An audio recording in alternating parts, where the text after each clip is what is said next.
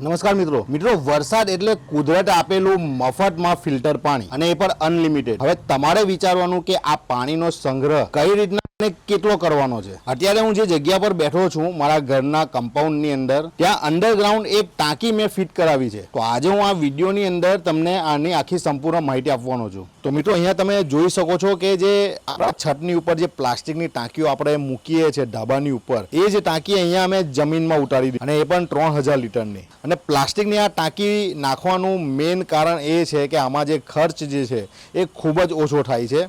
આ ટાંકી જે છે એ યોગી કંપનીની છે, 3 લેયર ટાંકી છે અને આની જે કિંમત છે 3000 લીટરની એ લગભગ 13000ની આસપાસ છે। મિત્રો જનરલી જે અંડરગ્રાઉન્ડ ટાંકીઓ હોય છે એ સિમેન્ટ કોન્ક્રીટમાંથી બનાવવામાં આવે છે, પરંતુ હાલમાં જે સિમેન્ટ કોન્ક્રીટથી બનાવેલી ટાંકીઓનો જે ખર્ચ છે એ ખૂબ જ વધારે આવે છે। 3000 લીટરની ટાંકી માટે લગભગ 75000થી લઈને 80000 સુધીનો ખર્ચો થાય છે।